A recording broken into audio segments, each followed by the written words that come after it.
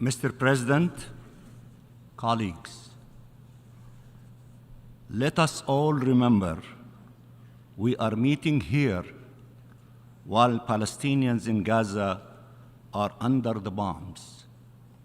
Remember that you are speaking while families are being killed, while hospitals are coming to a halt, while neighborhoods are being destroyed, while people are fleeing from one place to another with nowhere safe to go. I urge you to choose your words carefully and to act accordingly. For all those mobilized against an even greater man-made humanitarian catastrophe or of a regional spillover, and these are worthy goals, we say, stop the bombs or both will happen. Stop the bombs and save lives, as the President of the General Assembly has indicated. All lives, lives of children, of civilians, of 2.3 million civilians in the Gaza Strip. Mr. President, in Gaza, a father tells his daughter about the birthday he was planning for her and asks her not to miss it. A mother laments, "My children died before they had a chance to eat." The thoughts that cross the mind of a mother in the face of such grief. 3,000 children in Gaza were killed by Israel in the last almost 3 weeks. I repeat, 3,000 children, innocent children, angels, killed in Gaza during the last 3 weeks. A man embraces his mother and pleads like a child. "Come back, I beg you. Come back, and I will take you wherever you want." He hugs her and can let go. But there is no time to mourn. More death is on the way. 1,700 women were killed by Israel in the last 2 weeks. A young man wrote, "We will not leave Gaza. We will only leave Gaza to join the heavens." A few days later, he did. 7,000 Palestinians have been killed by Israel in the last almost 3 weeks. 70% of all those killed are women and children. Almost all killed are civilians. Is this the war some of you are defending? Let me repeat, is this the war that some of you are defending? Can this war be defended? These are crimes. This is barbarism. If you do not stop it for all those who were killed, stop it for all those whose lives we can still save. Jinan, a little girl under the rubble, shouts at the people coming to rescue her. "What took you so long? There are 900 Palestinian children under the rubble, alive or dead, wondering what is taking so long, wondering if any help is on the way." Anas, a little boy who is known as Annous, crawled from under the rubble, not to find light, but more darkness. devastations and death all around him. His ordeal has only started, not ended. 1,600 Palestinians are under the rubbles, and no one can reach them to save them or bury them. A doctor speaks of a term coined during this war: wounded child with no surviving family. 80 Palestinian families have lost 10 or more of their members. Sometimes up to 45 members of the same family were killed. 18,000 people are wounded, many treated in hospital hallways, if at all, with no anesthesia. Paramedics who have seen death time and time again break down and cry. This time is just too much.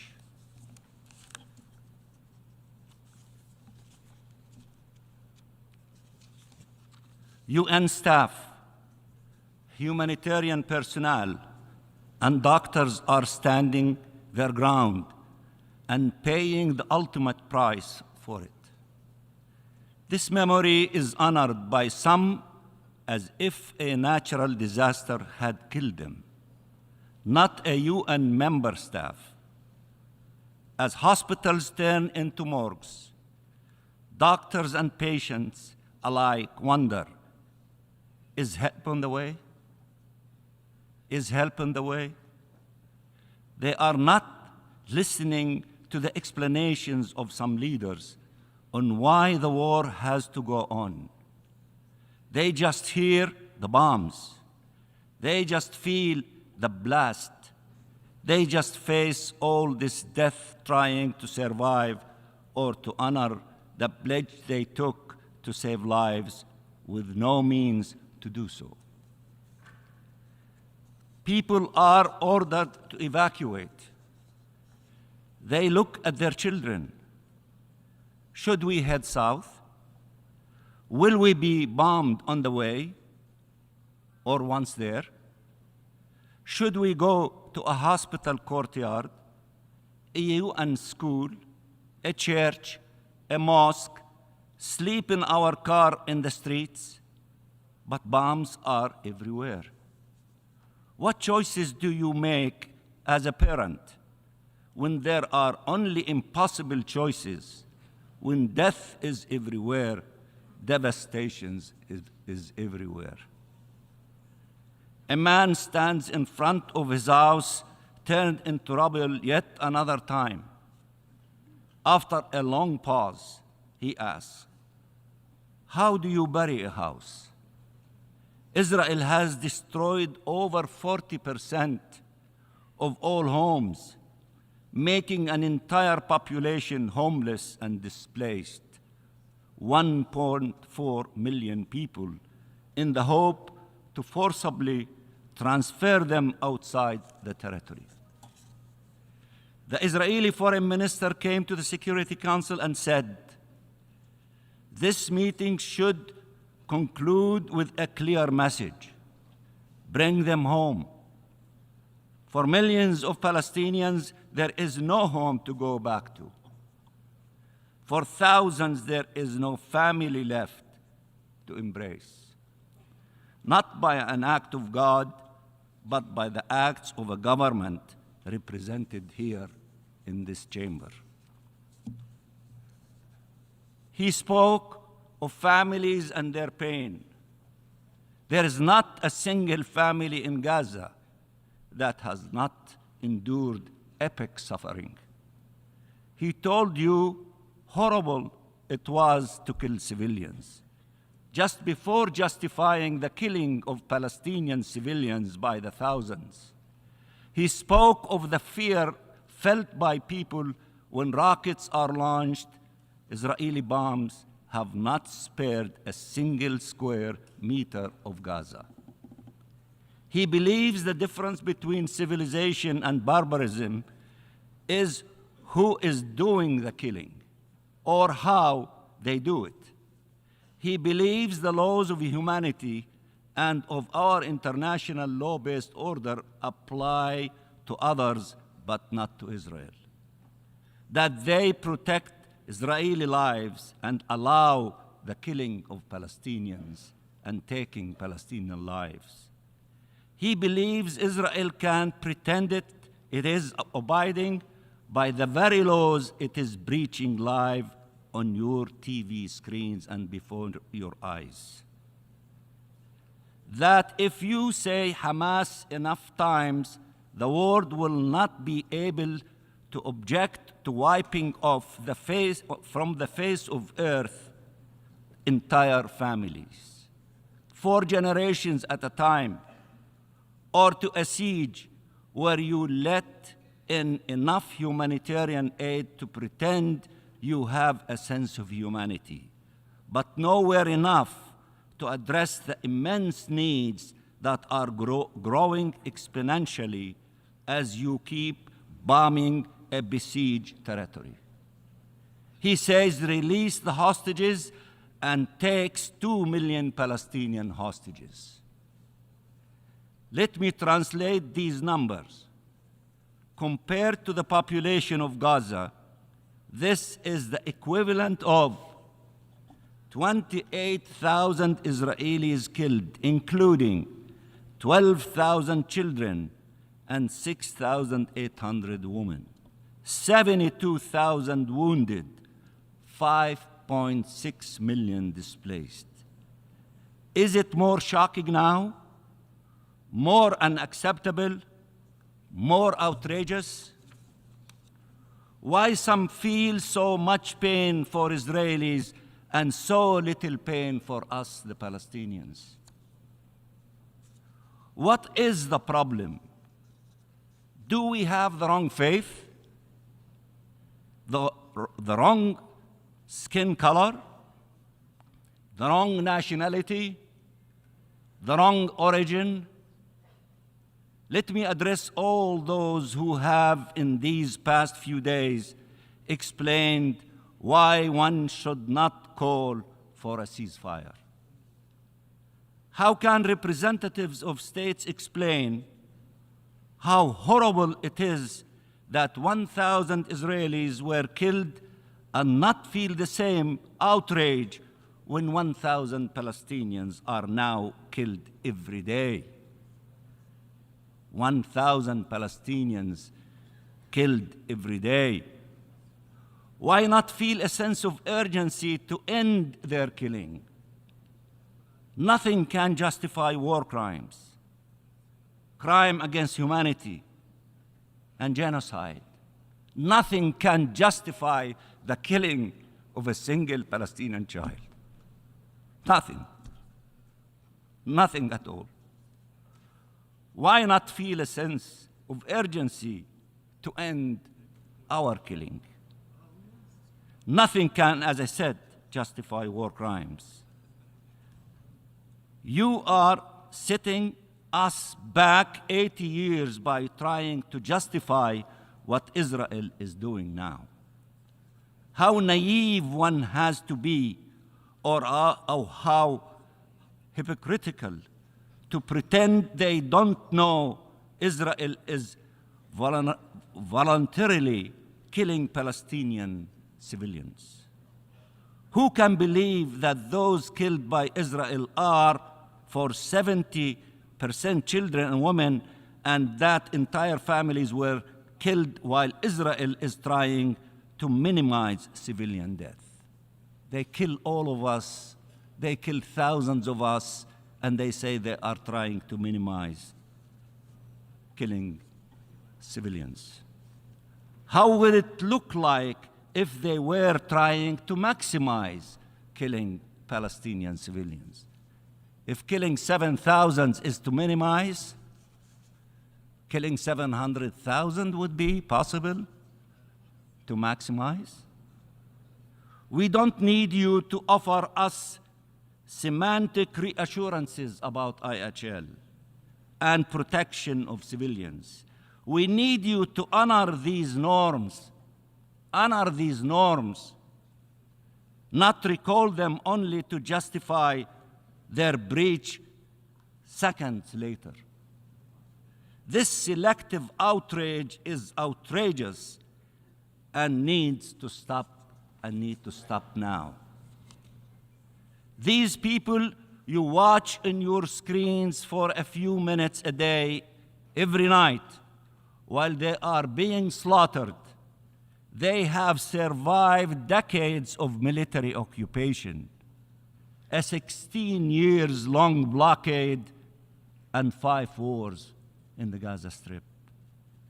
They built and rebuilt their lives and their homes again and again against all odds, despite tremendous suffering. They are walking miracles. How could you leave them to be killed once again? The answer to the killing of Palestinian civilians is not the killing of Israeli civilians. And the answer to the killing of Israeli civilians is not the killing of Palestinian civilians. Vengeance is a dead end. The only path forward is justice. The only path forward is justice. Justice for the Palestinian people. Don't distort the law. Don't bend it. Don't break it. Don't betray it to accommodate Israel. Uphold it, and uphold it high. This is what we are here for as a United Nations, to save future generations from the scourge of war. Uphold it for the sake of all nations, for the credibility of these United Nations. Mr. President, Wael al-Dahduh was reporting on the massacres in Gaza. For those of you who do not, who is Wael al-Dahduh? He is the field correspondent of Al Jazeera in the Gaza Strip.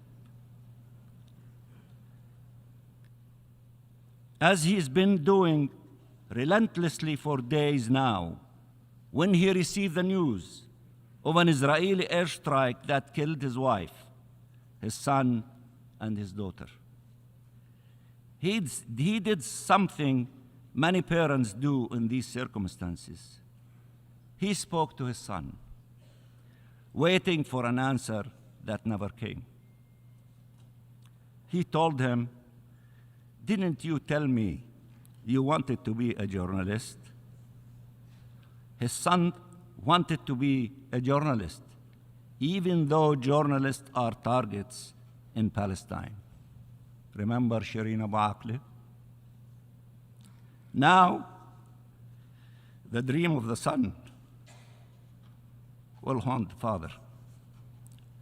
Wael said a few words that I want you to hear well. He said, "They took their vengeance out on our children." He then said in a heartbreaking voice, "Malish, allow me to explain it to you. Literally, it means that's okay. But let me tell you what I believe he meant. Let me do it in Arabic. تبا لواقع تقتل فيه غزة من جديد أمام كاميرات العالم. تبا لكل من لا يحترم إنسانيتنا وكرامتنا ومعاناتنا، لكل من يبرر للقاتل أفعاله بدل أن يقف مع الضحية، لكل من يبرر الجريمة ويقدم واجب العزاء في الضحية ويفسر لها أن قاتلها غير مسؤول عن موتها. تبا لكل من لا يقف مع شعبنا في غزة ويوقف المجزرة. تبا لهذا المنبر إن لم يقال منه كلمة حق، وتبا لمن سيتحدث بعدي ليدافع عن الباطل ويبرر قتل الأبرياء. لا عدل على هذه الأرض، لنا الله وحسبنا هو الوكيل. Finally,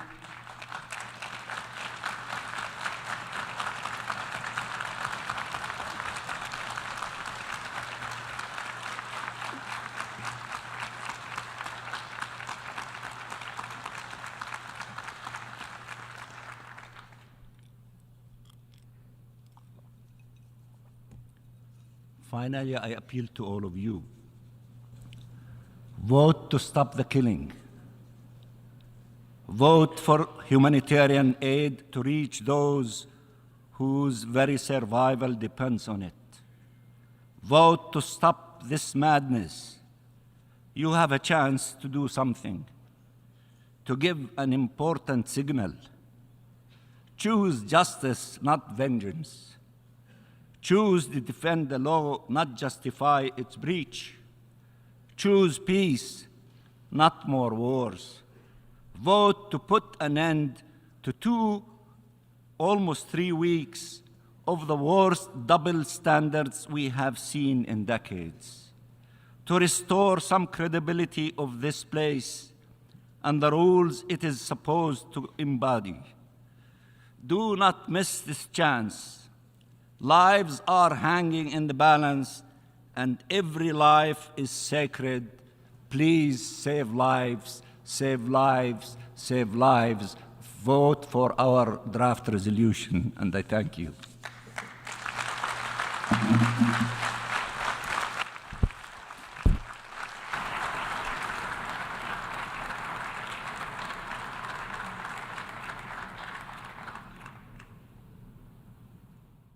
This has been the Nod News Network. Transmission complete.